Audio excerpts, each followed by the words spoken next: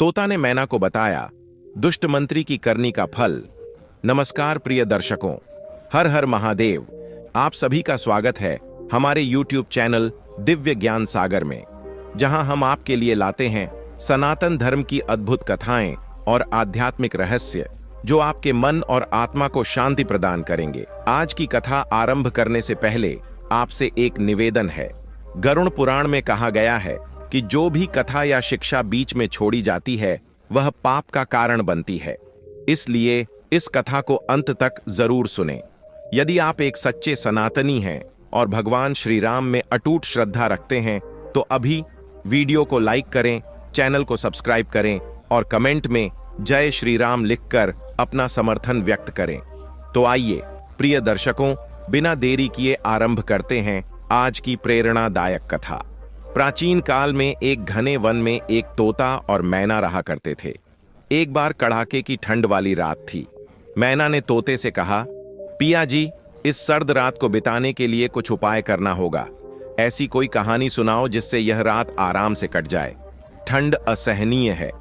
तोता अपनी पत्नी की बात सुनकर मुस्कुराया और बोला, ठीक है, मैं तुम्हें एक प्रेरक और ज्ञानवर्धक कहानी सुनाता हूं, ध्यान से सुनना। मैना ने पूरी तन्मयता से सुनना शुरू किया। तोता कहने लगा, बहुत समय पहले की बात है। एक राज्य था जिसका नाम उज्जैन था। उस राज्य में भानु प्रताप नाम का एक राजा शासन करता था। राजा भानु प्रताप स्वभाव से अत्यंत दयालु और न्यायप्रिय थे। उनके प्रधानमंत्री का नाम दामोदर था और राजा उन पर गहरा विश्वास करते थे। राजा अक्सर अपने मंत्री को हर जगह अपने साथ ले जाया करते थे। दोनों ही वीर और पराक्रमी थे। राजा भानु प्रताप प्रतिदिन अलग अलग वेश धारण कर अपने राज्य का निरीक्षण किया करते थे। ऐसा करके वे यह पता लगाते थे कि उनकी प्रजा सुखी है या नहीं। वे आम जनता से मिलकर उनके दुख दर्द समझने का प्रयास करते थे। उनकी समस्याओं को सुनने के बाद अगले ही दिन वे उनके समाधान के लिए कार्यरत हो जाते थे। इसी वजह से प्रजा राजा को अत्यधिक स्नेह करती थी। उनका यश और कीर्ति चारों ओर फैली हुई थी। उनके राज्य में सुख शांति का वातावरण था। एक दिन राजा और मंत्री अपने अपने अश्वों पर सवार होकर राजधानी की ओर जा रहे थे। वे सूर्यास्त से पहले उज्जैन पहुंचने का प्रयास कर रहे थे। तभी अचानक उनके घोड़े रुक गए और जोर जोर से हिनहिनाने लगे। दोनों घोड़ों ने अपने अगले पैर ऊपर उठा लिए और फिर जमीन पर जोर से पटकने लगे। राजा और मंत्री को समझ नहीं आया कि यह सब क्या हो रहा है। उसी समय उन्हें मार्ग में एक विशाल नाग नजर आया। नाग पूरी तरह स्थिर था, जैसे उसमें कोई हलचल बाकी नहीं थी। नाग से थोड़ी दूरी पर एक अद्भुत नागमणि पड़ी हुई थी, जो संभवतः नाग के मुख से गिर गई थी। नाग को देख राजा भानु प्रताप ने सहानुभूति जताते हुए कहा, यह तो दिव्य मणि धारण करने वाले नागों में से एक है। आखिर इस वीर नाग की ऐसी दशा किसने की होगी? किसने इसे मारा होगा? राजा की बात सुनकर मंत्री ने शोक व्यक्त करते हुए कहा, हाँ महाराज, हमारे राज्य की भूमि पर ऐसा अनर्थ पहले कभी नहीं हुआ, परंतु आज यह घटना घट चुकी है। राजा ने गहरी चिंता के साथ कहा, हाँ दामोदर, यह बहुत ही दुर्भाग्यपूर्ण है। अब हमें क्या करना चाहिए? राजा ने विचार करते हुए कहा, अब और कोई विकल्प नहीं बचा। हमें इस नाग को जीवन दान देकर पुनर्जीवित करना चाहिए। मंत्री दामोदर ने सहमति में सिर हिलाते हुए कहा, महाराज, आपको तो संजीवनी विद्या आती है। आप उस विद्या का उपयोग करके इस नाग को जीवित कर सकते हैं। इसे एक अवसर के रूप में भी देखें। इससे न केवल आपकी विद्या की परीक्षा होगी, बल्कि इसका चमत्कार देखने का मौका भी मिलेगा। मंत्री की बात सुनकर राजा भानु प्रताप और गंभीर हो गए और सोचने लगे। कुछ देर विचार करने के बाद उन्होंने कहा, दामोदर, यह विषधारी नाग है। इसे मारने को लोग पुण्य मानते हैं। क्या ऐसे जीव को संजीवनी विद्या से पुनर्जीवित करना उचित होगा? मंत्री दामोदर ने उत्तर दिया, महाराज, भगवान शिव ने भी एक असुर को पुनर्जीवित करने के लिए संजीवनी मंत्र का प्रयोग किया था। हालांकि उन्हें इसके परिणाम स्वरूप कुछ कष्ट भी झेलने पड़े थे, लेकिन किसी प्राणी को जीवन दान देना, चाहे वह बुरा ही क्यों ना हो, एक बड़ा पुण्य है। यह तो बड़ों बड़ों का अनुभव है। अगर आप इस नाग को अपने मंत्र से जीवित कर पाए तो आपकी आत्मा को संतोष और खुशी मिलेगी।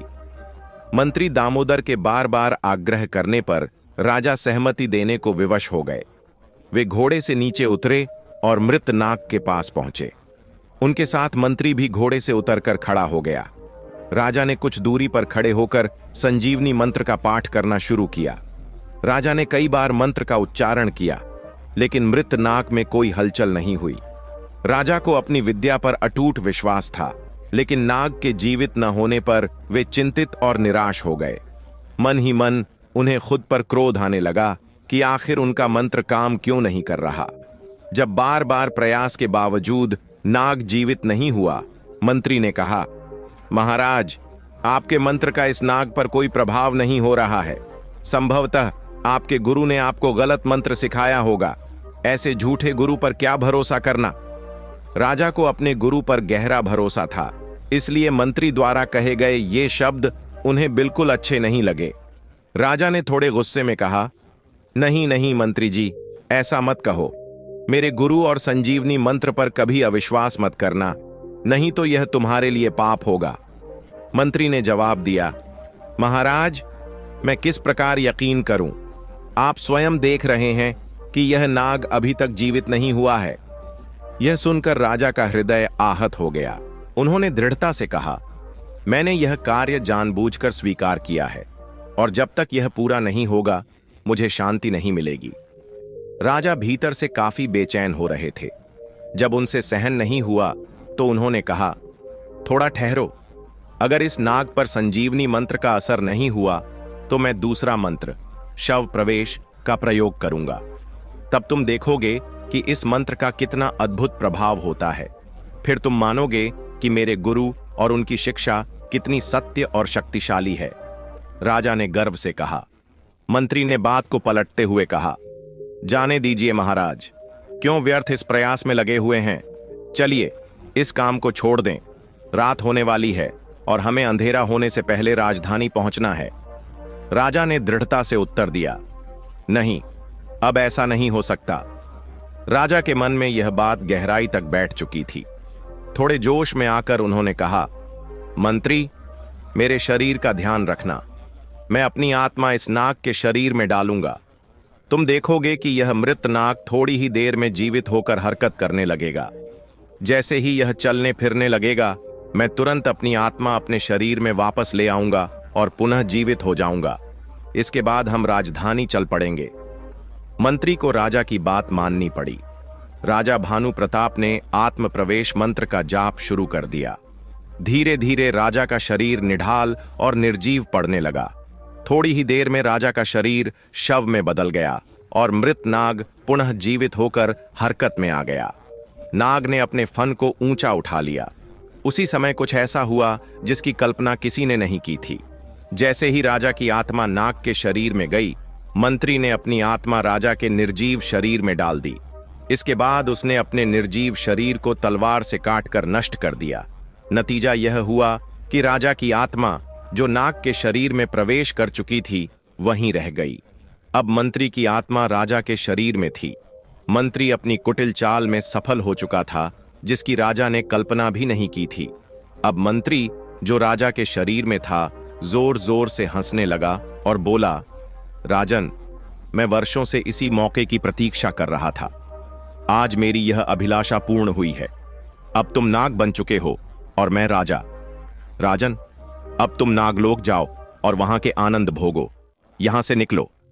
मंत्री की यह बात सुनते ही सर्प रूपधारी राजा ने क्रोध में जोर से फुंकार मारी और कहा, दुष्ट, विश्वासघाती मंत्री, तूने मेरे साथ छल किया है, परंतु देखना, मैं अपने विषैले दांतों से इस विश्वासघात का प्रतिशोध अवश्य लूंगा। मैं तुझसे अपना शरीर वापस लेकर रहूंगा। अब मैं देखता हूं तू मुझसे बचकर कहां जाएगा। यह सुनते ही मंत्री क्रोध से भर गया और चिल्लाया, आगे बढ़ने की जुर्रत मत करना। अपना फन उठाने की कोशिश भी मत करना, वरना मैं अपनी तलवार से तुम्हारा सिर अभी काट दूंगा। मंत्री ने सर्प देहधारी राजा की ओर देखते हुए व्यंग्य से कहा, तुम इसे अपना सौभाग्य समझो कि मैं तुम्हें जीवन दान दे रहा हूं।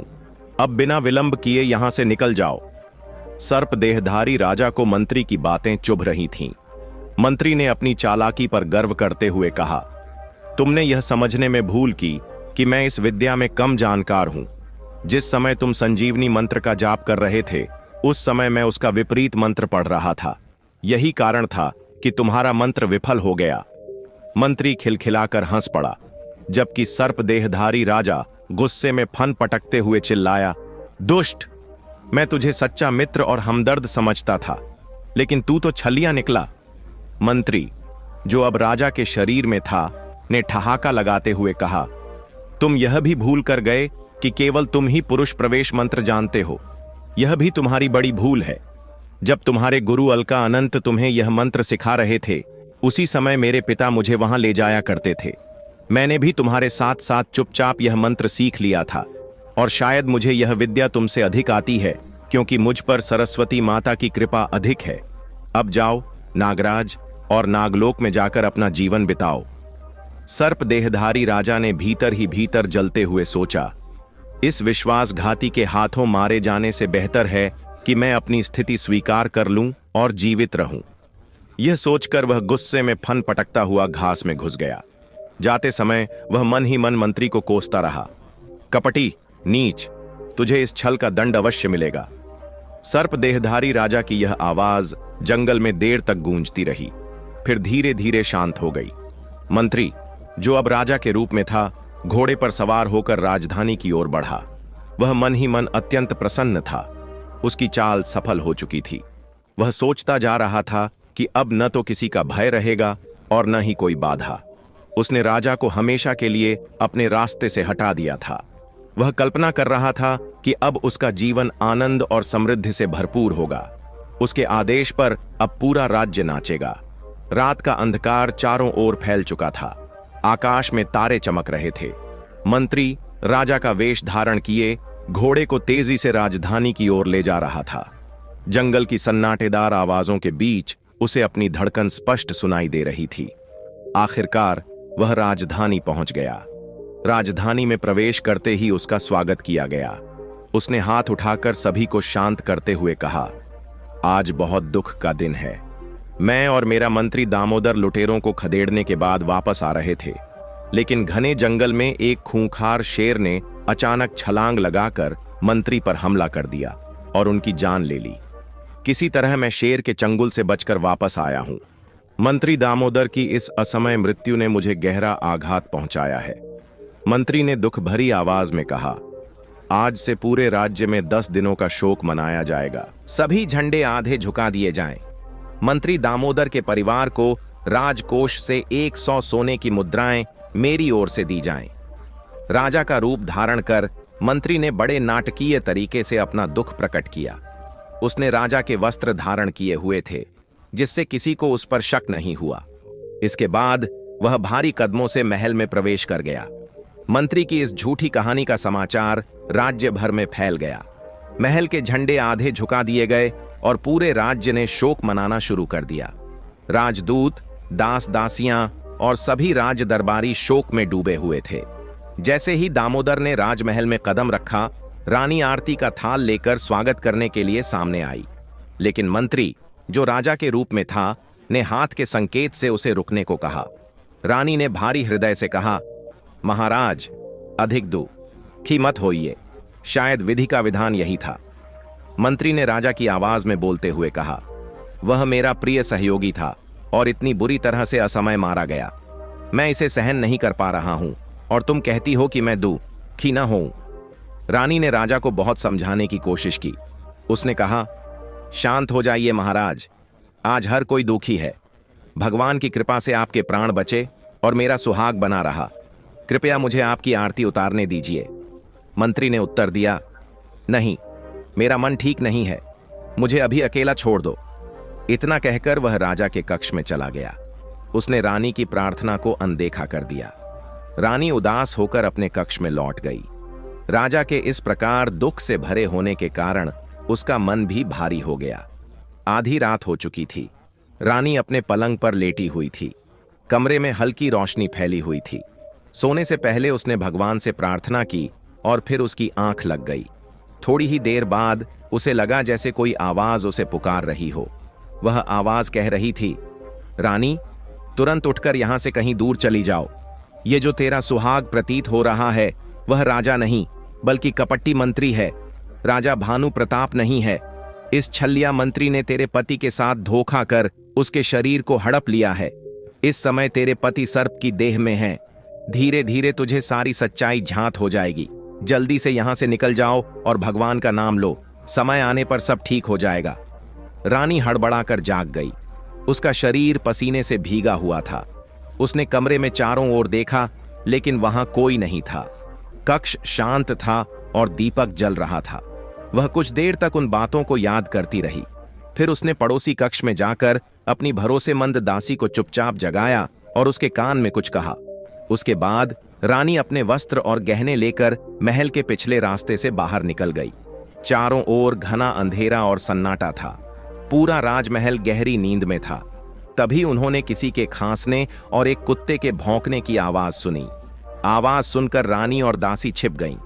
कुछ समय बाद वे तेजी से एक गुप्त रास्ते से जंगल की ओर निकल पड़ीं। चलते चलते सुबह हो गई। मुर्गे ने बांग दी।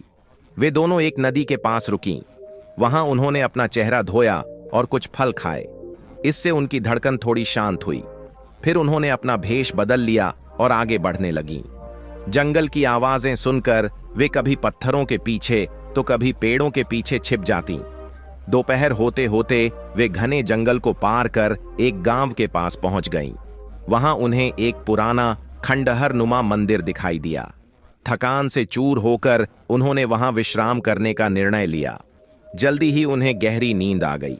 सुबह होते ही महल में खलबली मच गई। हर दीवार मानो चीख चीख कर कह रही थी कि रानी महल से लापता हो गई है।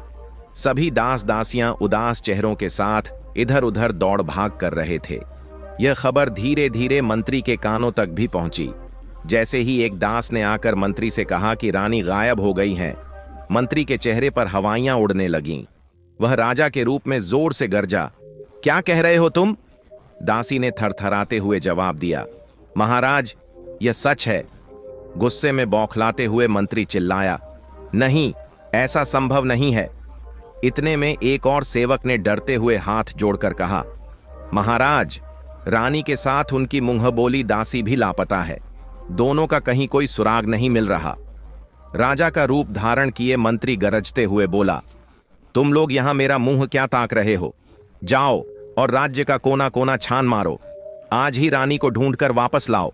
अगर तुम लोग कुछ पता नहीं लगा सके तो सख्त से सख्त सजा मिलेगी।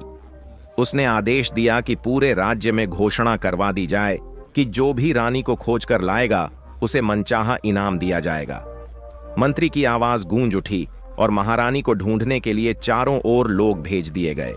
रानी और दासी की खोज में बगीचे, मंदिर, तालाब और कूप सब छान मारे गए, लेकिन उनका कहीं भी अता पता नहीं चला। उन्हें खोजते खोजते सुबह से दोपहर और फिर शाम हो गई। महल में बैठा मंत्री दामोदर गहरी चिंता में डूबा हुआ था। उसके मन में तरह तरह के ख्याल उठ रहे थे। वह सोचने लगा, आखिर यह सब अचानक कैसे हुआ? कहीं रानी को मेरे राज्य का पता तो नहीं चल गया? लेकिन तुरंत ही उसने खुद को तसल्ली दी, यह असंभव है। रानी को यह सब कैसे पता चल सकता है? जब यह बात केवल मुझे मालूम है तो उसे कौन बताएगा? फिर भी वह बेचैन हो उठा। उसके मन में बार बार यह ख्याल आता कि यदि रानी को कुछ भी झांत नहीं था तो वह इस तरह से चुपचाप कहां जा सकती थी। वह भयभीत और परेशान हो उठा। उसे अपनी योजना के विफल होने का डर सताने लगा। कई दिनों तक रानी की तलाश चलती रही, लेकिन उनका कोई सुराग नहीं मिला। दूसरी ओर जंगल में रानी और दासी जब गहरी नींद में थीं, तभी कुछ हलचल की वजह से उनकी नींद टूट गई। उन्होंने खुद को नरभक्षी आदमियों के घेराव में पाया। यह दृश्य देखकर वे अवाक रह गईं। घबराहट में दोनों ने चीख मारी और बेहोश हो गईं। नरभक्षी खुशी से झूम रहे थे।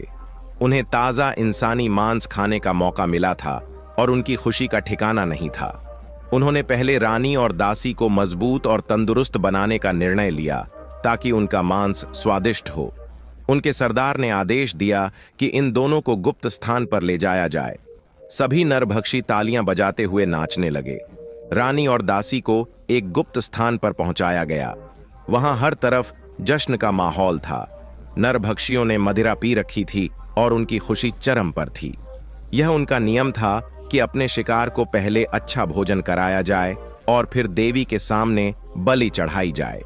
बलि के बाद देवी के समक्ष थोड़ा सा प्रसाद अर्पित करके जो शेष शरीर बचता था उसे गिरोह के सभी सदस्यों में बांट दिया जाता था।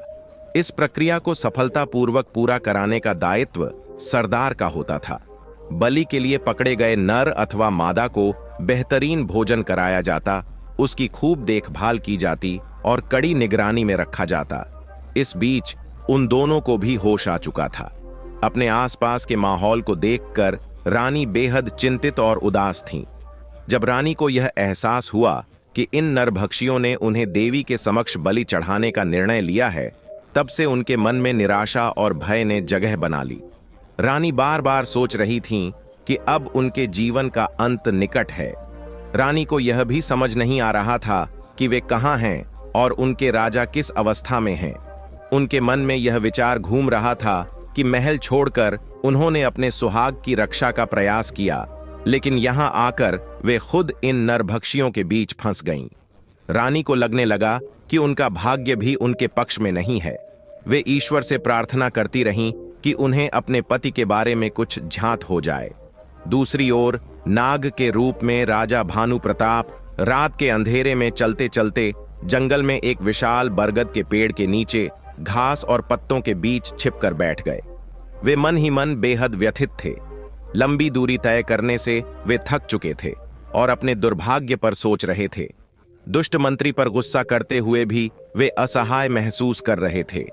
घास में छिपे हुए राजा ने कई बार सोचा कि जाकर उस कपट्टी को काट डालें, लेकिन फिर विचार आया कि यदि मंत्री की आत्मा शरीर छोड़ देगी तो उसकी देह विषाक्त हो जाएगी।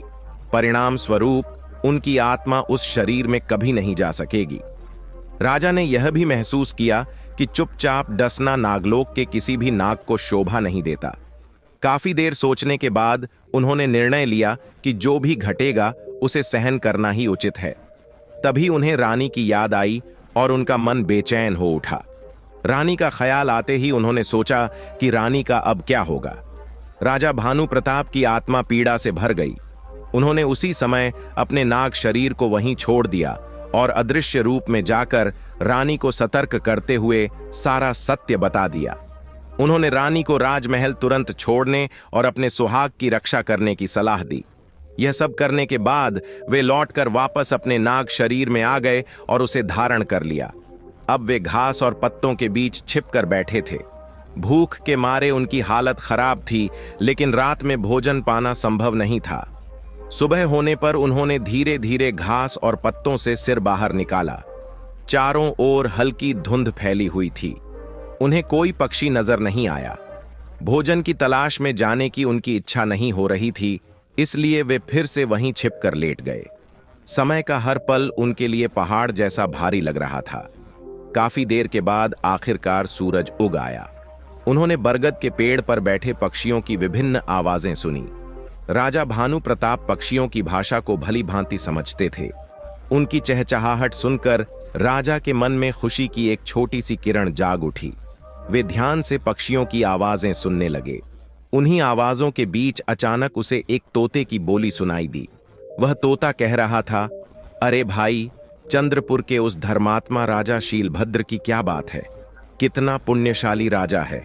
कल ही उसके राज्य में कितने हर्षोल्लास के साथ त्योहार मनाया गया, सबको दान दिया गया और उत्सव पूरी तरह सफल रहा। हजारों पक्षी वहां इकट्ठा हुए थे।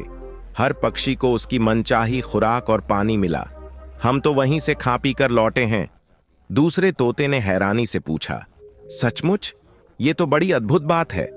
पहला तोता फिर से बोलने लगा, हाँ यार, लेकिन दो तोते बड़े चालाक निकले। वे अपने सभी साथियों को छोड़कर आगे बढ़ गए।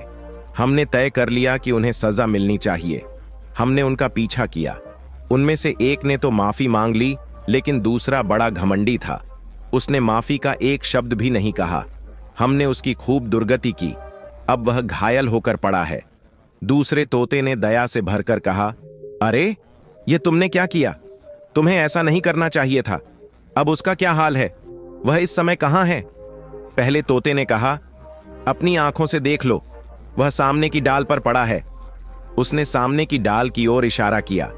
दूसरे तोते ने नजर घुमाकर देखा। डाल पर एक घायल तोता बुरी तरह तड़प रहा था। ऐसा लग रहा था जैसे उसका पूरा शरीर जमीन पर गिरने वाला हो।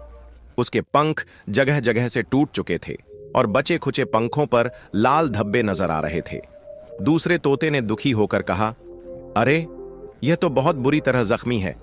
ऐसा लगता है जैसे अब यह अपनी आखिरी सांसें ले रहा हो। पहला तोता हंसते हुए बोला, तो घबराने की क्या बात है? नीचे शिकारी का जाल बिछा हुआ है। देखो, शिकारी खुद वहां ताक में बैठा है। अभी इसे जाल में समेट लेगा। इसे कोई और कष्ट नहीं झेलना पड़ेगा। शिकारी की बात सुनते ही सारे तोते भयभीत हो गए। ऐसा लगा मानो उन्होंने मौत को सामने देख लिया हो। उन्होंने अपने सिर और पंजे छुपा लिए। उनकी सारी बातें सर्पदेहधारी राजा सुन चुका था। उसने धीरे से अपना फन उठाकर डाल की ओर देखा। उसके मन में विचार आया, कितना बढ़िया भोजन मिल गया, आनंद आ गया। लेकिन अगले ही पल दूसरा विचार आया, यह तोता तो मरने वाला है। इसे खाकर अपना पेट भरने से कहीं ज्यादा अच्छा है कि इसकी मृत्यु के साथ मैं अपनी आत्मा को नाग के शरीर से निकालकर इस तोते के शरीर में डाल दूं। राजा ने धैर्यपूर्वक प्रतीक्षा की।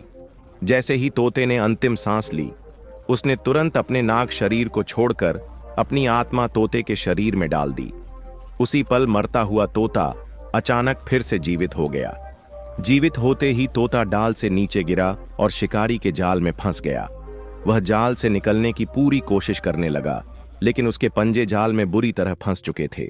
उसके फड़फड़ाने से जाल जोर जोर से हिल रहा था। बड़े और खूबसूरत तोते को जाल में फंसा देखकर शिकारी के चेहरे पर खुशी आ गई। उसने सोचा, आज तो बड़ा अच्छा शिकार मिला है। घर जाकर मेरी पत्नी भी इसे देखकर बहुत खुश होगी। उसने तुरंत जाल को समेटा। तभी उसकी नजर पास पड़े एक भयंकर मरे हुए सांप पर गई। उसे देखकर शिकारी बुरी तरह से डर गया। उसने जल्दी से जाल कंधे पर डाला और वहां से अपनी जान बचाकर भागा। बहुत दूर जाकर उसने रुककर पीछे मुड़कर देखा। मरे हुए सांप को देखकर शिकारी को ऐसा लगा जैसे वह सांप अभी भी उसका पीछा कर रहा हो। वह डर के मारे कांपने लगा। घर पहुंचकर उसने जल्दी से अपने कंधे से जाल उतारकर एक ओर फेंक दिया। जाल में फड़फड़ा रहे तोते को देखकर शिकारी की पत्नी बहुत खुश हुई। उसने जल्दी से तोते को जाल से बाहर निकाला और उसे एक पिंजरे में बंद कर दिया। शिकारी ने जंगल में हुई घटनाओं का वर्णन करते हुए अपनी पत्नी से कहा, मैंने रात को ही जाल बिछा लिया था और इस तोते को पकड़ लिया। जैसे ही मैं वहां से चलने लगा, मेरी नजर थोड़ी दूर पर पड़े एक खतरनाक सांप पर पड़ी। आज मुझे भगवान ने बचा लिया। वह सांप मरा हुआ था, वरना मैं जिंदा घर वापस नहीं लौटता।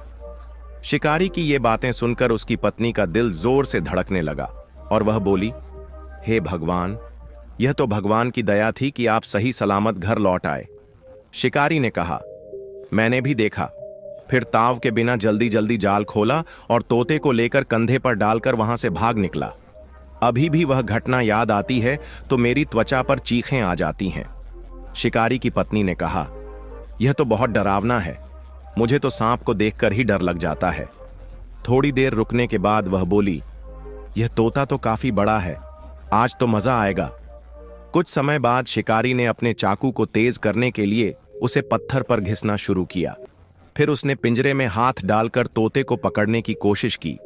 उसी समय तोता जोर जोर से चिल्लाते हुए बोला, मुझे मत मारो, मुझे मत मारो। पहले मेरे जख्मों पर दवा लगा दो, मैं तुम्हें माला माल कर दूंगा। तोते की बातें सुनकर शिकारी हैरान रह गया। उसने अपनी जिंदगी में कभी किसी तोते को इस तरह बातें करते हुए नहीं सुना था। उसका हाथ वहीं थम गया। शिकारी चौंक कर आंखें फाड़े उस तोते को देख रहा था। फिर उसने जल्दी से पिंजरे का दरवाजा बंद कर दिया और दौड़ते हुए अपनी पत्नी के पास गया। शिकारी ने तोते की बात अपनी पत्नी को सुनाई। शिकारी की बात सुनते ही उसकी पत्नी को आश्चर्य हुआ। वह बोली, क्या सचमुच इस तोते ने ऐसा कहा है कि वह हमें माला माल कर देगा? शिकारी ने हां में सिर हिलाया और कहा, हां, बिल्कुल यही कहा है। यह सुनकर उसकी पत्नी खुशी से नाचने लगी। शिकारी बोला, ऐसा लगता है कि यह तोता कोई पूर्व जन्म का ज्ञानी या पंडित है। शायद किसी श्राप के कारण यह पक्षी बनकर जी रहा है।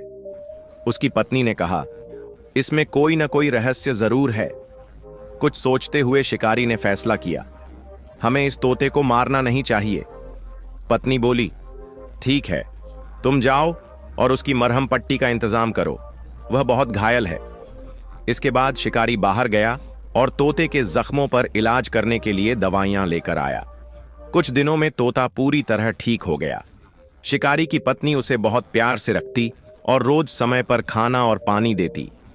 एक दिन शिकारी ने तोते का रहस्य जानने की इच्छा जताई, इसलिए उसने पूछा, तुम पक्षी रूप में हो, फिर भी तुम इंसानों की तरह बातें करते हो, तुम्हारी देह में कौन है?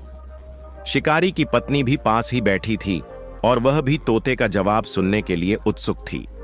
शिकारी ने सांस रोके हुए तोते के उत्तर का इंतजार किया। तोते ने लंबी और गहरी सांस ली और कहा, मेरी कहानी बहुत दुखद है, तुम सुनकर क्या करोगे? तुमने मेरे घावों को ठीक किया है, तुम्हारी यह उपकार और भलाई मैं कभी नहीं भूलूंगा। इतना कहकर तोता चुप हो गया। शिकारी उसे जानने के लिए बेताब था, इसलिए उसने कहा, तुम कुछ तो बताओ, आखिर तुम कौन हो? हम तुम्हारी सहायता करना चाहते हैं, हमसे जो बन पड़ेगा हम तुम्हारी मदद करेंगे। तोता बोला, नहीं भाई, मेरे दुख मुझे ही सहन करने होंगे। जब तक मेरे भाग्य में दुख लिखा है तब तक कोई भी मेरी मदद नहीं कर सकता, लेकिन मुझे पूरा विश्वास है कि एक दिन मेरे इन दुखों का अंत जरूर होगा। शिकारी ने अधीर होकर पूछा, कैसे दुख? तुम किस प्रकार के दुखों की बात कर रहे हो? तुम हमें साफ साफ क्यों नहीं बताते? तोते की बातों से उत्सुक शिकारी और उसकी पत्नी ने ध्यान से सुना। तोते ने फिर अपना सारा किस्सा सुनाया और बताया कि वह एक राजा है और मंत्री के धोखे के कारण वह तोता बन गया है। उसकी बात सुनकर शिकारी और उसकी पत्नी की आंखें विस्मय से फैल गईं। दोनों ने हाथ जोड़कर कहा, महाराज, यह एक गरीब की झोपड़ी है, हमें दुख है कि आपको यह दिन भी देखना पड़ा। आप हमें बताइए, हम आपके लिए क्या कुछ कर सकते हैं? तोते की आंखों में खुशी के आंसू थे। उसने कहा, मुझे यहां कोई दुख नहीं है, मैं खुश हूं, लेकिन हां, अगर तुम मुझे इसी पिंजरे में डालकर चंद्रपुर के महाराज के पास ले चलो तो विश्वास करो कि मैं वापस राजा बनते ही तुम्हें राजसी उपहार दूंगा और अपने राज्य में आराम से रखूंगा। शिकारी ने कहा, ठीक है महाराज, मैं आपकी इच्छा पूरी करूंगा। हम कल सुबह होते ही चंद्रपुर की ओर चल पड़ेंगे, कल शाम तक हम वहां पहुंच जाएंगे। तोता खुशी से बोला, यही ठीक रहेगा। अगले दिन चलते चलते शिकारी शाम तक चंद्रपुर पहुंच गया, पिंजरे में तोते को लेकर। महल के पास पहुंचकर उसने जोर से चिल्लाना शुरू किया, देखो देखो, एक अनोखा तोता, इसके मुंह से हर लड़ाई झगड़े का न्याय सुनो। यह बड़ा पंडित और ज्ञानी है, कीमत सिर्फ 10 मुद्राएं। गाड़ी की आवाज सुनकर आसपास लोग इकट्ठा होने लगे और वे चकित हो गए कि यह कैसा तोता है जो लड़ाई झगड़े के फैसले भी करता है। सभी लोग पिंजरे में बंद तोते को हैरान होकर देख रहे थे। धीरे धीरे यह खबर चंद्रपुर के राजा तक पहुंची। राजा ने तुरंत अपने सिपाही को भेजकर उस शिकारी को महल में बुलवाया। राजा के सामने पहुंचकर शिकारी ने पिंजरे को नीचे रखा और हाथ जोड़कर खड़ा हो गया। राजा ने कहा, हमने सुना है कि तुम्हारा तोता लड़ाई झगड़ों का फैसला करता है। शिकारी ने कहा, जी महाराज, यह सच है, आप खुद आजमा कर देख सकते हैं। राजा ने कहा, हमने यह भी सुना है कि यह बड़ा पंडित और ज्ञानी है। शिकारी ने कहा, यह भी सच है महाराज। राजा ने शिकारी से पूछा, तुम इस तोते की कितनी कीमत चाहते हो? शिकारी ने हाथ जोड़ते हुए कहा, गरीब हूं, आप जो भी देंगे सिर माथे पर स्वीकार करूंगा। राजा ने कहा, ठीक है, हम तुम्हें सोने की 10 मुद्राएं देंगे। यह सुनकर शिकारी आश्चर्यचकित रह गया। सोने की 10 मुद्राएं एक साथ। उसकी आंखों में मीठे सपने तैरने लगे।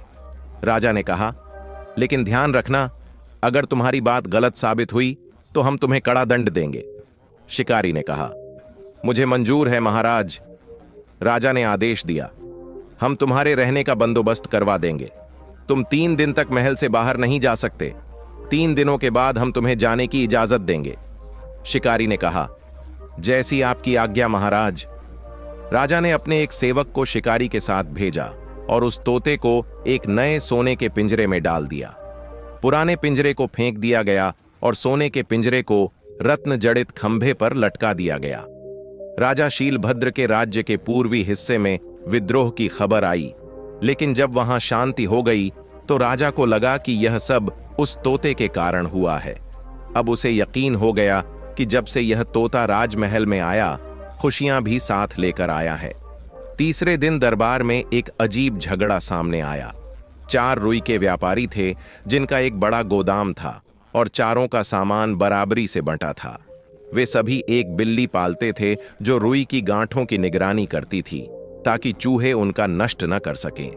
इन व्यापारियों ने उस बिल्ली के चारों पैर में से एक एक बांट रखा था और अब वे समझते थे कि हर व्यापारी अपने हिस्से का मालिक है। एक व्यापारी ने हाथ जोड़कर महाराज को अपनी कहानी सुनाई और कहा, महाराज, एक दिन उस बिल्ली के पिछले बाएं पैर को चोट लग गई। उस पैर का मालिक मैं था, इसलिए मैंने उस पर तेल लगाकर पट्टी बांध दी और बिल्ली को वहीं हमारे पास बैठने दिया। ठंड का मौसम था और हम मिट्टी की अंगीठी में कोयले रखकर आग सेक रहे थे। कोयले आधे जल चुके थे और बिल्ली हम चारों के पास बैठी हुई अपनी दुम हिला रही थी। हम चारों अपनी बातों में खोए हुए थे और हमें यह नहीं पता चला कि कब और कैसे बिल्ली का वह जख्मी पैर आग की चपेट में आ गया। शायद वह अपने शरीर को खुजलाने के लिए पंजे से उस पैर को रगड़ रही थी और वह पैर आग में जलने लगा। दर्द और जलन से छटपटाते हुए वह गोदाम में इधर उधर दौड़ने लगी। जहां जहां वह गई वहां वहां रुई की गांठों ने आग पकड़ ली। इस तरह पूरे गोदाम में आग फैल गई और सारा गोदाम जलकर राख हो गया। हमें भारी नुकसान हुआ है महाराज। घाटा होने के कारण अब तीनों व्यापारी मुझ पर सारे नुकसान का जिम्मा डाल रहे हैं। उनका कहना है कि उस बिल्ली के जख्मी पैर का मालिक मैं था, इसलिए इस नुकसान की भरपाई मुझे करनी पड़ेगी। तीनों व्यापारी एक साथ खड़े हो गए और हाथ जोड़कर बोले, महाराज, हमारी मांग उचित है। महाराज, वह पैर जिसका मालिक यह व्यापारी था, उसी ने उस पर पट्टी बांधी थी और उसी पट्टी के कारण गोदाम में आग लगी। अगर उस पैर में पट्टी न बंधी होती तो गोदाम का माल इस तरह जलकर राख न होता। इसमें हम तीनों का क्या दोष है? चौथे व्यापारी ने भी विनती करते हुए कहा, महाराज, आप ही खुद फैसला करें। यह तीनों का कहना है कि वह उस पैर का मालिक था, लेकिन बिल्ली हमारी चारों की थी और हम चारों उसे बराबरी से प्यार करते थे। वह हमारी मिलीजुली संपत्ति की रखवाली करती थी। स्पष्ट है महाराज, हम चारों को मिलने वाला लाभ बराबरी से बांटा जाता था, तो फिर घाटे का भी समान रूप से बंटवारा क्यों न किया जाए? उनकी बातें सुनकर दरबार में एक सन्नाटा छा गया। हर व्यापारी की दलील उचित और तर्कपूर्ण थी। चारों व्यापारी अपने अपने तर्कों को सशक्त बनाए हुए थे। अब उनका झगड़ा कैसे सुलझे, यह सवाल था। तीनों व्यापारी बोले, अब आप ही फैसला करें महाराज। चौथे व्यापारी ने भी वही कहा, महाराज, फैसला आपको ही करना होगा और आपका ही निर्णय हमारे लिए मान्य होगा। मुझे पूरा विश्वास है कि आप आज भी सच्चा न्याय करेंगे। सारा दरबार राजा की ओर आशा से देख रहा था। राजा को अचानक एक विचार आया। उन्होंने अपने पीछे खड़े सेवक से कहा, तोते का पिंजरा लाओ। राजा ने सोचा, यह तोते की न्याय बुद्धि का परीक्षण करने का सही समय है। मैं देखता हूं कि वह इस जटिल मामले में क्या फैसला देता है। उन्होंने तुरंत दरबार को संबोधित करते हुए कहा, सब शांत हो जाओ। आज मेरी जगह यह मेरा प्रिय तोता तुम्हारे इस झगड़े का फैसला करेगा। इसका निर्णय सबको मानना होगा, क्योंकि इसे मेरा ही न्याय समझा जाएगा। यह कहकर राजा शीलभद्र ने तोते की ओर देखा। नौकर तोते का पिंजरा लेकर आगे बढ़ा और उसे ऊपर उठाया ताकि सभी दरबारी तोते को देख सकें। दरबार में उपस्थित हर व्यक्ति सांस रोककर फैसला सुनने के लिए इंतजार कर रहा था। तोते ने कहा, जब तक बिल्ली अंगीठी के पास थी तब तक रुई की गांठों को किसी प्रकार का कोई नुकसान नहीं हुआ, लेकिन जब वह जलती हुई पट्टी आग के पास गई तब नुकसान हुआ। यह कहकर तोता थोड़ी देर के लिए रुका और फिर बोला, अब सोचो, वह रुई की गांठें कहां से गईं? यह साफ है कि जलते हुए पैर से बिल्ली थोड़ी दूर भी नहीं चल सकती थी। तो उस जलती हुई पट्टी को रुई की गांठों तक कौन लेकर गया? ध्यान से सोचो। तोता थोड़ी देर के लिए चुप रहा और फिर बोला, मुझे उम्मीद है कि तुम सभी ने इस बात पर गौर किया होगा कि जलती हुई पट्टी को रुई की गांठों तक कौन लेकर गया। इसका मतलब यह है कि बिल्ली के 3 स्वस्थ पैर ही उस जलती हुई पट्टी के साथ गोदाम में इधर उधर ले गए होंगे। इससे यह साबित होता है कि गोदाम के जलने का कारण बिल्ली का जख्मी और जलता हुआ पैर नहीं है, बल्कि वे 3 स्वस्थ पैर हैं। इसलिए चौथा व्यापारी इस नुकसान की अकेले भरपाई नहीं कर सकता। तोते का फैसला सुनकर दरबार में सन्नाटा छा गया। हर किसी ने तोते के न्याय की सराहना की। राजा शीलभद्र भी खुश नजर आए। सभा समाप्त हो गई और सभी दरबारियों ने उठकर महल छोड़ दिया। दोपहर का समय था और तोता सोने के पिंजरे में, जो रत्न जड़ित खंभे पर टंगा हुआ था, आराम कर रहा था। राजा और मंत्री आपस में बैठे हुए तोते की तारीफ कर रहे थे। राजा ने तोते से कहा, हे सुखदेव, तू मेरे लिए बहुत भाग्यशाली है। जब से तू मेरे महल में आया है, मेरे राज्य में सुख शांति का माहौल बना हुआ है। मुझे जानना है कि पूर्व जन्म में तू कौन था और तुझे यह दिव्य ज्ञान कैसे प्राप्त हुआ। मैं इसे जानने के लिए बहुत उत्सुक हूं। कृपया मुझे सब कुछ बताओ। तोते की आंखों से 2 बूंद आंसू गिर पड़े। उसने राजा को अपनी पूरी कहानी सुनाई। उसकी कहानी सुनकर राजा शीलभद्र के मन में गहरी चिंता उठने लगी। उन्होंने कहा, वाह, भाग्य! आज एक राजा दूसरे राजा के महल में पिंजरे में बंद है। तोते ने एक लंबी सांस ली और कहा, महाराज, यह सब भाग्य का खेल है। राजा ने कहा, हमें राजा भानु प्रताप की बहुत चिंता है, लेकिन हम कुछ नहीं कर सकते। राजा ने दुख व्यक्त करते हुए कहा, आपका मेरे प्रति जो स्नेह है वही काफी है, मुझे और कुछ नहीं चाहिए। महाराज, मुझे केवल अपनी रानी चाहिए। यदि आप मुझे उससे मिलवा सकें तो मुझे लगेगा कि मैंने पृथ्वी पर सबसे बड़ी खुशी पाली। राजा ने कहा, चिंता मत करो, मैं आज ही अपने सेवकों को भेजकर तुम्हें उससे मिलवा दूंगा। यह कहकर राजा ने भानु प्रताप को ढांढस बंधाया। तोता अब खुश था। वह मन ही मन अपनी रानी से मिलने की खुशी में नए नए ख्वाब देख रहा था। कितने दिनों से उसने रानी की शक्ल नहीं देखी थी। वह सोच रहा था कि वह कहाँ होगी, क्या कर रही होगी और किस हाल में होगी। यह ख्याल आते ही उसके मन में मंत्री दामोदर के प्रति गुस्सा बढ़ गया।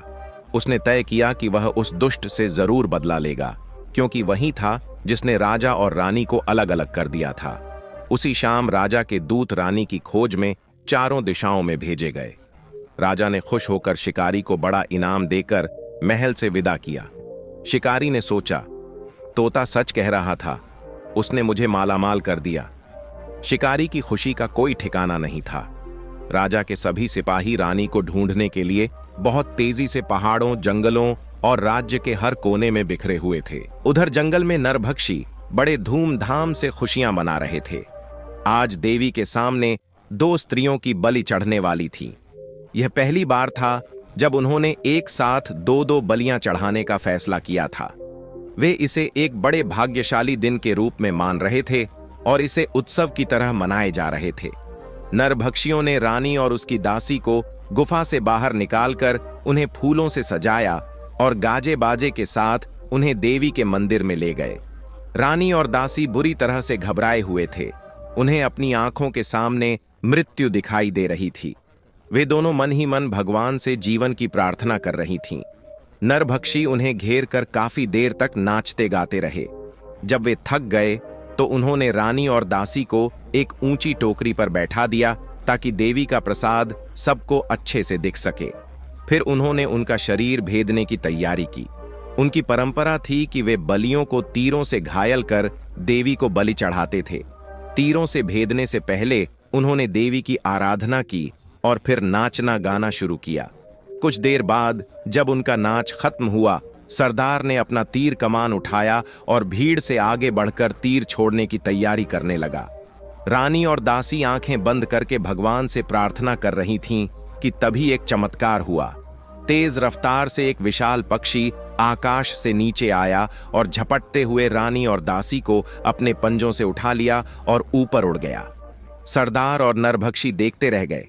वे घबराकर इधर उधर भागने लगे, सोचने लगे कि यह तो बहुत बुरा हुआ, देवी मां हमें सजा जरूर देंगी। डर के मारे वे अपनी अपनी गुफाओं में जाकर छुप गए। वह पक्षी, जो एक गिद्ध था, काफी देर बाद एक टापू पर उतरा। वहां उसने अपने पंजे ढीले किए और रानी और दासी को जमीन पर छोड़ दिया। दोनों बेहोश हो चुकी थीं। गिद्ध ने जोर से चीखते हुए अपनी मादा पक्षी को बुलाया ताकि उसे अच्छे भोजन की खुशखबरी दे सके। वह मादा पक्षी भोजन की तलाश में दूर गई हुई थी। गिद्ध ने काफी देर तक मादा पक्षी का इंतजार किया, लेकिन जब वह नहीं आई तो वह रानी और दासी को वहीं छोड़कर उसकी खोज में निकल पड़ा। समुद्र शांत था, लहरें किनारे तक आकर वापस लौट रही थीं। थोड़ी देर बाद रानी और दासी को होश आया। वे जब होश में आईं तो पाया कि वे एक सुनसान स्थान पर हैं। वे घबराकर इधर उधर देखने लगीं, लेकिन उन्हें न तो नरभक्षी दिखाई दिए न ही कोई आवाज सुनाई दी। उनके सामने सिर्फ पानी ही पानी था। अचानक उन्हें एक जहाज दिखाई दिया जो समुद्र की लहरों पर चल रहा था। वे दोनों उसे देखती रहीं और मदद के लिए अपने पल्लू को हवा में लहराया ताकि जहाज के लोग उन्हें देख सकें। थोड़ी देर बाद जहाज के कप्तान की नजर उन पर पड़ी। उसने एक छोटी नाव भेजी और उन्हें लाने के लिए आदमियों को भेजा। नाव में बैठकर वे जहाज तक पहुंची। जहाज के कप्तान ने उनकी पूरी कहानी सुनी और उन्हें धीरज बंधाया। उसने खाने के लिए उन्हें भोजन दिया। बहुत थक जाने के कारण रानी और दासी ने खाना खाया और फिर आराम से सो गईं। उन्हें यह सुकून था कि उनकी जान नरभक्षियों से बच गई थी। जहाज में सामान लदा हुआ था और वह चंद्रपुर की ओर जा रहा था। रानी और दासी जब सोकर उठीं तो वे मन ही मन यह सोचने लगीं कि अब हमें कहां पहुंचना है और हमारा भविष्य क्या होगा। रानी सोच रही थी कि भाग्य ने उन्हें कहां से कहां पहुंचा दिया। कितनी बार वह मृत्यु के करीब आकर बची हैं, लेकिन यह नहीं जानती कि आगे उनकी किस्मत में क्या लिखा है। रानी सोचने लगीं, राजा पर क्या गुजर रही होगी, वे कहां होंगे और किस हाल में होंगे। राजा की याद आते ही रानी की आंखों से आंसू बहने लगे। दासी ने उनके आंसू पोंछते हुए कहा, महारानी, आपने अब तक हिम्मत नहीं हारी, तो अब और थोड़ी हिम्मत रखिए। इस समय हमें हिम्मत की बहुत आवश्यकता है। मेरा दिल कहता है कि भगवान की कृपा हम पर है, तभी तो हम इतने संकटों से बच पाए हैं। आगे भी भगवान हमें अपनी कृपा से बचाए रखें। रानी ने दासी से कहा, यह तो ठीक है, लेकिन दुख की भी कोई सीमा होती है। मुझे नहीं पता मैंने कौन से पाप किए थे जो मुझे यह दिन देखने पड़े। यह कहकर रानी रोने लगी। दासी ने कहा, रानी साहिबा, आप विश्वास रखिए, जिस कारण से यह मुसीबतें आई हैं, भगवान उन्हें सजा देंगे। जब दासी ने रानी को धीरज दिया कि आप निर्दोष हैं, तो रानी ने दासी से कहा, मैं क्या करूं? राजा से बिछड़ना मेरे लिए असहनीय हो गया है। उनकी याद में मेरा शरीर और मन टूट रहे हैं। दासी ने कहा, मुझे विश्वास है कि जिस तरह भगवान ने हमारी रक्षा की, उसी तरह वह राजा की भी रक्षा कर रहे होंगे। महारानी, आप मत रोइए, मुझे आपका दुख देखना बहुत मुश्किल हो रहा है। दासी ने दोनों हाथों से रानी के आंसू पोंछे तो रानी ने अपने हाथों से अपना चेहरा छुपा लिया। फिर रानी ने दासी को अपने गले से लगा लिया। अगले दिन जहाज चंद्रपुर राज्य के तट पर पहुंचा। कप्तान ने रानी और दासी को राजा शीलभद्र के दरबार में ले जाकर खड़ा कर दिया। दरबार सज चुका था और राजा शीलभद्र सिंहासन पर बैठे थे। दरबार में भीड़ जमा थी। राजा शीलभद्र ने दोनों स्त्रियों की ओर देखा और पूछा, ये दोनों कौन हैं और क्या चाहती हैं? जहाज के कप्तान ने हाथ जोड़ते हुए कहा, महाराज, ये दोनों एक टापू पर फंसी हुई थीं और सहायता के लिए पुकार रही थीं। जब हमारा जहाज टापू के पास से गुजर रहा था तो मैंने अपनी दूरबीन से इन्हें संकट में फंसा देखा। चारों ओर पानी था और ये जमीन के छोटे से टुकड़े पर अकेली मदद की तलाश कर रही थीं। मैंने तुरंत अपनी नाव भेजकर उन्हें जहाज में सहारा दिया और बाद में इन्हें यहां ले आया। महाराज, अब इन्हें आपका संरक्षण चाहिए। इनकी कहानी बहुत ही दुखद है। राजा ने दोनों को ध्यान से देखा। वे किसी सम्मानित घर की स्त्रियां प्रतीत हो रही थीं। राजा ने रानी से पूछा, तुम कौन हो, कहां से आई हो और टापू पर कैसे पहुंची? रानी की आंखों में आंसू आ गए। उसने सिर झुकाकर कहा, महाराज, मैं बहुत दुखी हूं। हमारे दुखों की एक लंबी कहानी है। उचित समय आने पर मैं आपको सब कुछ बताऊंगी। अभी तो मैं आपसे बस यह प्रार्थना करती हूं कि हमें कोई आश्रय मिल जाए, क्योंकि इस स्थिति में हम अपनी कहानी नहीं सुना सकती। उनकी स्थिति देखकर राजा शीलभद्र ने समझ लिया और उन्होंने सैनिकों को आदेश दिया कि इन दोनों को अंतपुर में भेज दिया जाए और इनकी खाने पीने का इंतजाम किया जाए। सैनिक तुरंत उन्हें अंतपुर ले गए। रानी और दासी चलने के दौरान राजा की दयालुता की सराहना कर रही थीं। कुछ देर बाद दरबार से एक दूत आया और राजा को सूचना दी कि महाराज, कुछ उपद्रवी हमारी सीमा में घुस आए हैं। उन्होंने हमारी फसलें नष्ट कर दी हैं और किसानों की संपत्ति और पशुओं को लूट लिया है। अगर तुरंत सहायता नहीं भेजी गई तो काफी नुकसान हो सकता है। राजा यह सुनकर क्रोध से भर गए। उसकी मुट्ठी कस गई और वह तमतमाते हुए बोले, मेरे राज्य में यह दुष्टों की हिम्मत कैसे हुई कि वे खुलेआम घुसकर गरीबों को लूट रहे हैं। राजा ने अपने सेनापति से कहा, जल्दी से सैनिकों की एक बड़ी फौज तैयार करो। जो भी उपद्रवी हैं उन्हें मेरे सामने लाओ। उन्हें उचित दंड मिलना चाहिए। यह कहकर राजा चिंतित मन से सिंहासन से उठे और सभी दरबारी भी उनके साथ चल पड़े। राजा जब अपने कक्ष में पहुंचे तो सोने के पिंजरे में बैठा तोता उनकी चिंतित अवस्था देखकर बोला, महाराज, क्या हुआ? सब ठीक तो है? आप आज कुछ चिंतित दिखाई दे रहे हैं। राजा ने उपद्रवियों का मामला सुनाते हुए कहा, कुछ समझ में नहीं आ रहा। थोड़ी देर पहले मैंने 2 बेसहारा स्त्रियों को आश्रय दिया और अब यह संकट सामने आ गया है। मुझे लगता है जैसे वे स्त्रियां मेरे लिए कोई मुसीबत लेकर आई हैं। मुझे अच्छे संकेत नहीं मिल रहे। राजा परेशान होकर अपने कक्ष में टहलने लगे। तोता चुपचाप उन्हें देखता रहा। तोते को समझ नहीं आया कि राजा से क्या कहा जाए, लेकिन उसने इतना कहा, महाराज, व्यर्थ चिंता मत कीजिए। सब ठीक हो जाएगा। कोई किसी के लिए मुसीबत नहीं लाता। जो होना है वह होकर रहेगा। राजा ने कुछ नहीं कहा और उसी तरह चिंता में डूबे अपने कक्ष में घूमते रहे। ऐसा लग रहा था जैसे तोता की बात राजा को पसंद नहीं आई हो। कुछ दिन बाद रानी ने राजा के पास एक पत्र भेजा जिसमें लिखा था, महाराज, आपने हमें इस विपत्ति के समय आश्रय दिया और इस कृपा को हम कभी नहीं भूल सकते। लेकिन अब हमें यहां खाली बैठना अच्छा नहीं लग रहा। यह हमारी स्थिति के अनुरूप नहीं है। हम आपसे अनुरोध करती हैं कि हमें कोई कार्य दिया जाए ताकि हम अपना योगदान दे सकें। महाराज, हमें झांत है कि हम पहले ही दासी हैं, लेकिन हमें भी सेवा का अवसर मिलना चाहिए। हमें भी इस कार्य में शामिल किया जाए। राजा ने पत्र पढ़कर सोचा और फिर अचानक उसे ख्याल आया कि यह एक अच्छा अवसर है। जो दासी गोमती को छुट्टी दी गई थी और उसकी जगह राजकुमारी अरुणा की देखभाल की जिम्मेदारी रानी को दी गई। दासी गोमती स्वभाव से चंचल और चालाक थी। वह मौका पाते ही चीजें चुराने से पीछे नहीं हटती थी।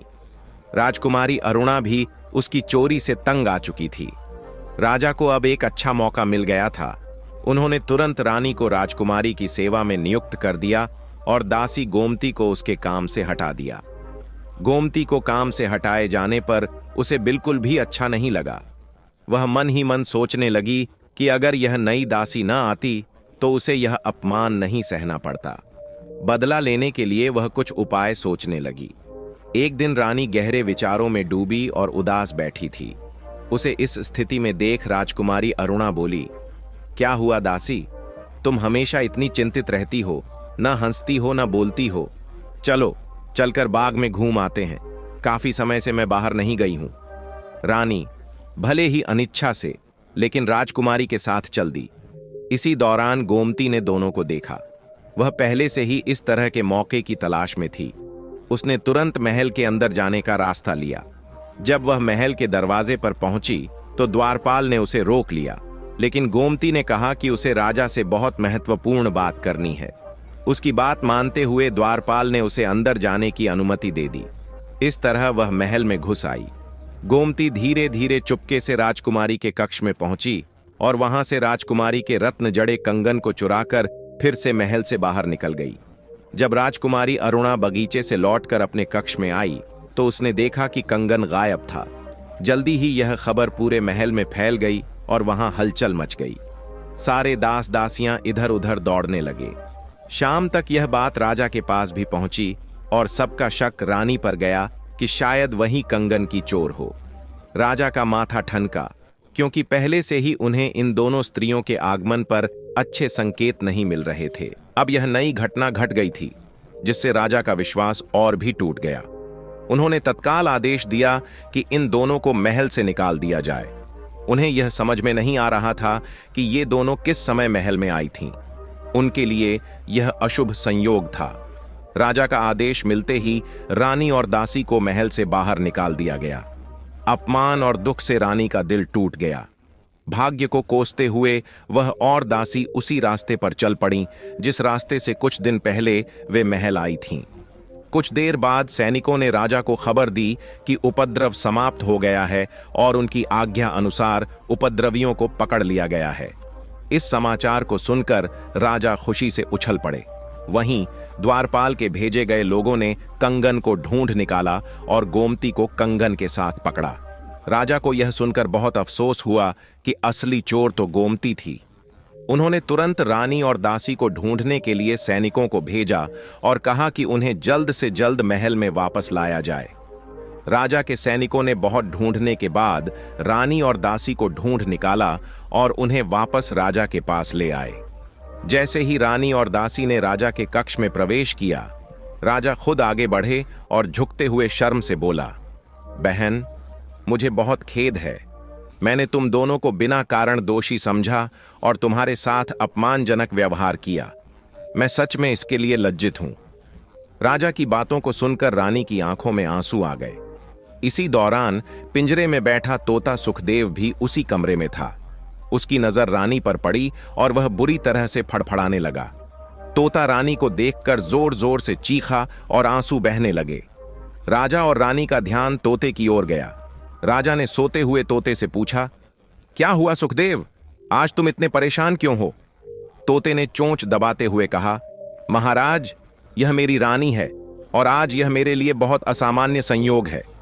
तोते की बात सुनकर राजा चकित रह गए। उन्होंने रानी को देखा और फिर सुखदेव को। उनका चेहरा चौंकते हुए और आंखें फैल गईं। रानी ने आंसू पोंछते हुए कहा, महाराज, मैंने कभी नहीं सोचा था कि आपसे मेरे इस प्रकार के अद्भुत मिलन का अवसर मिलेगा। रानी ने आगे बढ़कर राजा भानु प्रताप को प्रणाम किया और बोली, स्वामी, हम अब तक आपको ढूंढते हुए भटकते रहे। हमने बहुत सा भाग्य का खेल देखा, दर दर की ठोकरें खाईं। हम अब बिल्कुल निराश हो चुकी थीं। हालांकि रानी ने कहा, आपसे पुनः मिलना यही था और यह अब पूरा हो गया। वाह, यह तो भाग्य का एक अद्भुत खेल है। इससे बढ़कर कोई सुख नहीं हो सकता। और फिर रानी का गला अवरुद्ध हो गया। राजा शीलभद्र की आंखों के सामने सारे पर्दे गिर गए थे।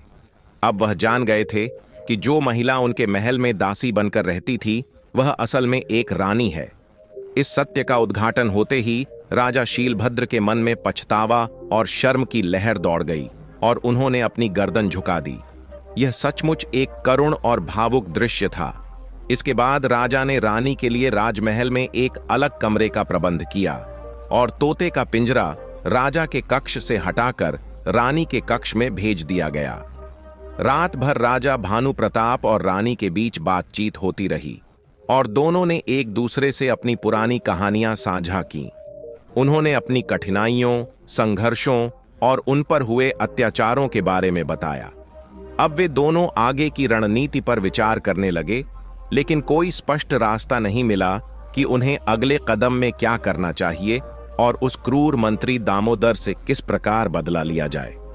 कुछ दिन बाद राजा शीलभद्र की बेटी अरुणा के स्वयंवर की तैयारियां शुरू हो गईं।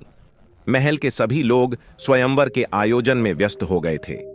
राजा, महाराजा और राजकुमार दूर दूर से आकर मंडप में बैठे थे। सभी को ठहराने और उनकी सुख सुविधा का प्रबंध किया जा रहा था। मंडप को शानदार तरीके से सजाया गया था और सजावट देखकर हर कोई मंत्रमुग्ध था। दासियाओं और दासियां एक पल भी फुर्सत नहीं पा रहे थे। रानी जानती थी कि बहुत से राजा और राजकुमार स्वयंवर में भाग लेने के लिए आ रहे हैं।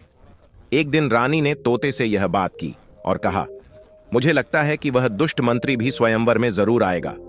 तोते ने जवाब दिया, रानी, वह आ सकता है, लेकिन यह जरूरी नहीं है। वह शायद न आए। रानी कुछ देर सोचने के बाद बोली, उसका आना आवश्यक है, क्योंकि अगर वह नहीं आया तो मेरी योजना अधूरी रह जाएगी। राजा ने पूछा, रानी, क्या सोचा है तुमने? क्या अधूरा रह जाएगा?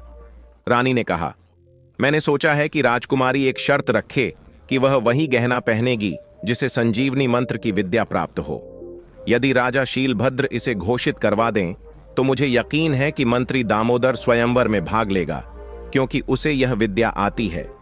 यह तुम्हारा काम है कि तुम राजा को इस शर्त के लिए सहमत करवा सको ताकि मेरी योजना पूरी हो सके। राजा ने रानी की बात पूरी तरह से नहीं समझी, फिर भी उसे आश्वासन देते हुए कहा, ठीक है, मैं पूरी कोशिश करूंगा। मैं राजा शीलभद्र से बात करूंगा और उसे सहमत करने की कोशिश करूंगा।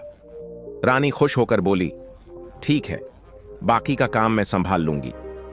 अगले दिन राजा शीलभद्र को इस शर्त के लिए राजी कर लिया गया। ढिंढोरा पिटवाया गया कि राजकुमारी वही गहना पहनेगी जिसे संजीवनी मंत्र की विद्या से प्राप्त किया गया हो। आखिरकार स्वयंवर का दिन आ गया। मंडप में राजा, महाराजा और राजकुमार अपने अपने आसन पर बैठे हुए थे, लेकिन राजकुमारी अभी तक नहीं आई थी। एक और बड़ी भीड़ थी। मंत्री ने खड़े होकर सभी को स्वागत करते हुए स्वयंवर की शर्त को दोहराया। इसी दौरान मंडप के बाहर शोरगुल मचने लगा। राजा शीलभद्र ने देखा कि एक शिकारी अपना कुत्ता और एक महिला मरी हुई मुर्गी लेकर आ रही है। राजा शीलभद्र ने कड़क आवाज में कहा, यह क्या तमाशा है? तुम लोग कौन हो और क्या चाहते हो? उसकी आवाज से सभा में सन्नाटा छा गया। महिला ने मरी हुई मुर्गी राजा के सामने रखते हुए हाथ जोड़कर कहा, मुझे माफ करें सरकार, मैं आपके पास एक याचिका लेकर आई हूं। राजा ने गुस्से में कहा, यह याचिका का समय नहीं है। तुम यहां राजकुमारी के स्वयंवर में विघ्न डालने क्यों आई हो? महिला ने कहा, महाराज, इस शिकारी के कुत्ते ने मेरी मुर्गी मार डाली है।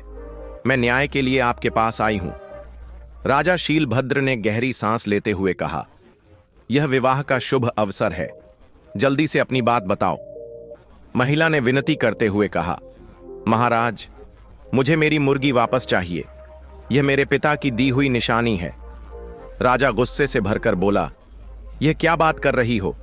मरी हुई मुर्गी को कैसे जिंदा कर सकते हैं? महिला ने कहा, मुझे तो बस अपनी मुर्गी चाहिए। मैं आपसे यह भीख मांगती हूं। मुझे यकीन है कि मैं आपके दरबार से निराश नहीं लौटूंगी। राजा परेशान हो गया। उसे समझ नहीं आ रहा था कि वह महिला को कैसे समझाए। तभी राजा को ध्यान आया कि स्वयंवर की शर्त के अनुसार जो संजीवनी मंत्र जानता हो वही मुर्गी को जिंदा कर सकता है। यह ख्याल आते ही राजा की चेहरे पर खुशी की लहर दौड़ गई। इस समय राजकुमारी अपनी सहेलियों के साथ वरमाला लेकर मंडप में आई। राजा ने एक अवसर का लाभ उठाते हुए घोषणा की, जो भी इस मुर्गी को संजीवनी मंत्र से जीवित करेगा, हमारी राजकन्या उसी के गले में वरमाला डालेगी। यह सुनकर चारों ओर सन्नाटा छा गया। मंत्री दामोदर अपने स्थान से उठकर मंडप के बीच में आ गया। उसने घोषणा की, मैं इस मुर्गी को जिंदा करूंगा। फिर उसने संजीवनी मंत्र पढ़ना शुरू किया। पिंजरे में बैठा तोता यह सब देख रहा था, और जैसे ही दामोदर ने मंत्र पढ़ना शुरू किया, तोते ने उल्टा मंत्र पढ़ना शुरू कर दिया। तोते द्वारा उल्टा मंत्र पढ़ने के कारण मंत्री दामोदर की कोशिशों के बावजूद उसका मंत्र असर नहीं कर पाया। दामोदर पूरी तरह से निराश हो गया और सभा में उसकी खूब हंसी उड़ाई गई। हार कर दामोदर ने कहा, मैं इस मुर्गी को जरूर जीवित कर सकता हूं, लेकिन इसके लिए मेरी एक शर्त है। अगर अनुमति हो तो मैं अपना मंत्र अकेले किसी कमरे में जाकर जाप करना चाहूंगा। राजा शीलभद्र ने उसकी बात मान ली और उसे इसके लिए इजाजत दे दी। थोड़ी देर बाद दामोदर को एक कमरे में अकेला छोड़ दिया गया। उसने दरवाजा बंद किया और मंत्र का जाप करने लगा। कुछ समय बाद मरी हुई मुर्गी धीरे धीरे अपने पंख फड़फड़ाने लगी।